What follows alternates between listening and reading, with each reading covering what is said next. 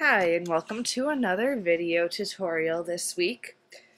Today I wanted to show you a few techniques for embossing and creating a distress look with some different inking techniques. So we're going to take a Tim Holtz embossing folder. This is the brick one that he put out just recently. And his folders are really cool because they get extra deep impressions. And they really let you kind of separate the surface from the debossed area and do some really fun techniques.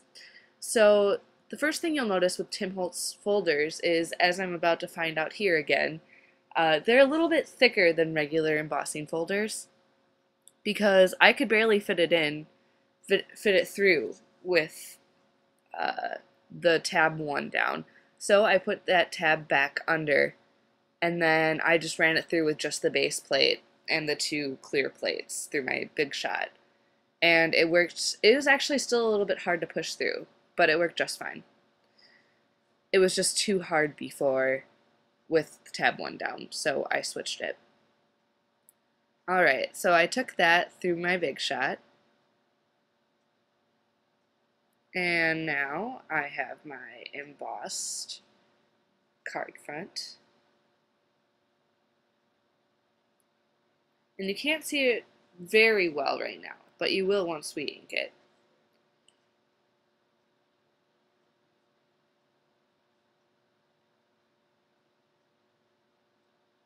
Alright, so I made my card front 4¼ inches by 5½ inches, so now I'm just trimming off the extra so that when I put it on my card base, the card base will show around the edges a little bit.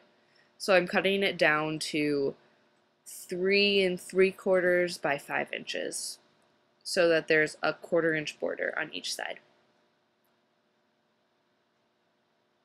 And I like to do the embossing on the bigger piece because then I can kind of pick and choose which edges I like better. Because sometimes I found with embossing folders, they're not as forgiving as you would want them to be. So I'm going to take this piece and I'm going to add some distress ink to it to really bring out the texture. Actually, first I'm going to use my Friend's Definition stamp and ink it up really well with some vintage photo distress ink. And I'm just going to fast forward through the inking. I inked it really, really well. And then I'm going to press the bricks down into the Friend's Definition, but not very heavily. I'm just wanting to get that text feel, not that you can really read the writing. So I'll take it off, and you can see it's kind of like a graffiti look. And that's what I was going for. I want it to be kind of like a city brick wall. So now I'm taking my vintage photo distress ink and going around the edges. I figured I'd show you all of this because you kind of really get to see the impression come out, and I think it's really cool.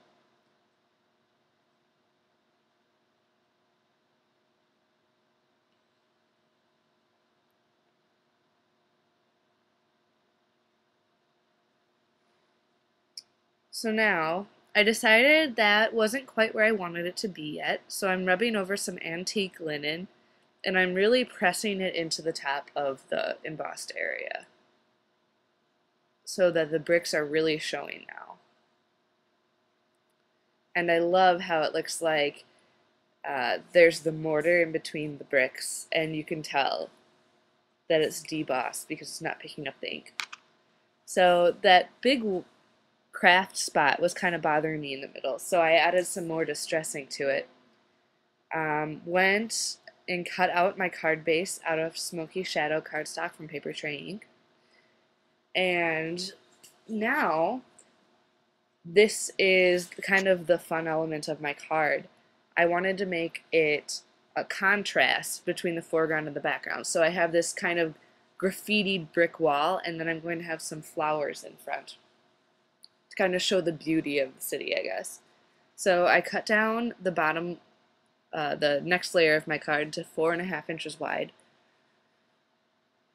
so that I have a little room to work with. Now I'm bringing out the Petite Florals from Lawn Fawn Stamps, and I'm just going to stamp them across, making kind of a garden. And you'll see that I'm doing that there.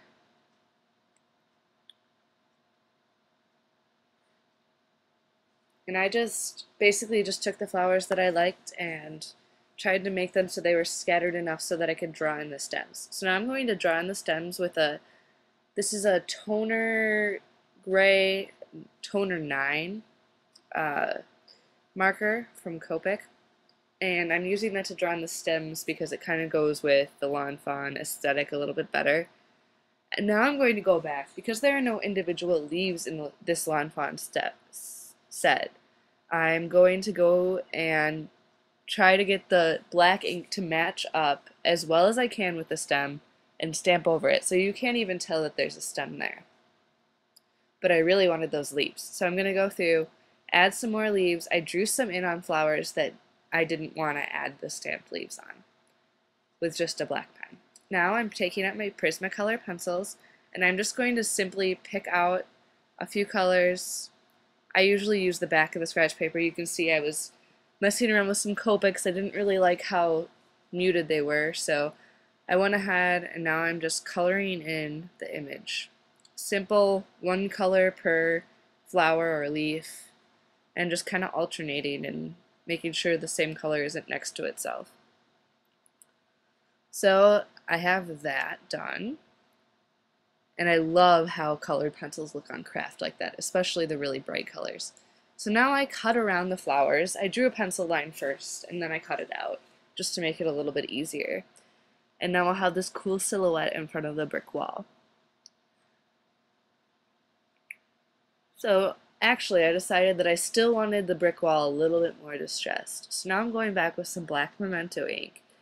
And I kind of went off camera here, sorry about that, but what I'm going to do is I'm going to rub the black ink over the surface really, really lightly, just to give it kind of like a dirty city look.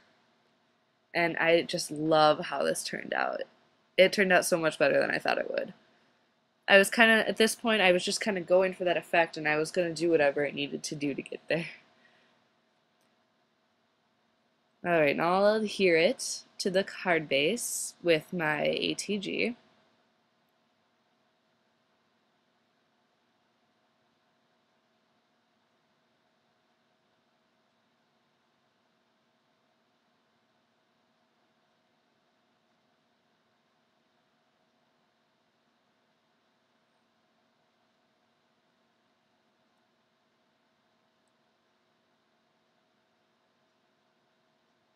And now I'm going to go ahead and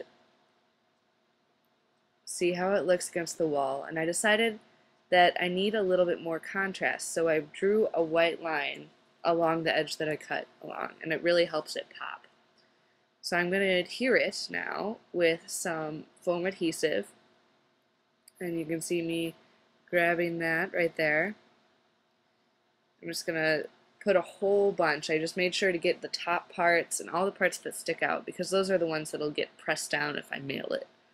So I decided I needed a sentiment. So I took this one from Bake Me a Cake from Lawn Fawn, and it's a happy birthday sentiment. Added it to another piece of craft that I kind of distressed on the edges, and stamped it in black Memento ink. I just ripped off the bottom part because I'm just going to tuck it under anyway, so there's no point bringing out my paper trimmer for that. So there we go. I'm going to tuck it under. And I love cards like this because when it's grungy you can get smears on it and it looks okay, and I love that. So I drew some stitching lines around the outside once again to make it pop off the background. And then I went back with some distress ink and kind of just brought in the bottom of the card to match up with everything else,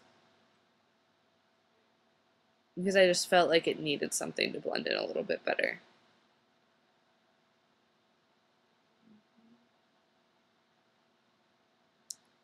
I also decided the sentiment needed a little bit, so I tried to get in there, add a little bit, and I added just a tiny bit. You can barely tell, but it does make a difference. And now I'm going to go into the card, and I'm going to write a sentiment, and I wrote, "Celebrate the beautiful things," because I think it's a cool thing to celebrate the little flowers in the city and stuff like that. I learned something living in the city, that you have to appreciate the little beauties in life. And then I stamped this silly scape because I wanted to, add something to the inside of the card, and I think it really went with the outside.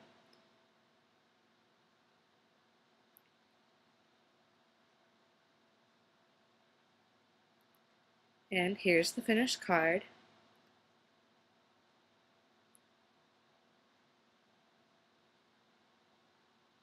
I hope you learned some fun techniques, and I hope to catch you again next week. Thanks for stopping by.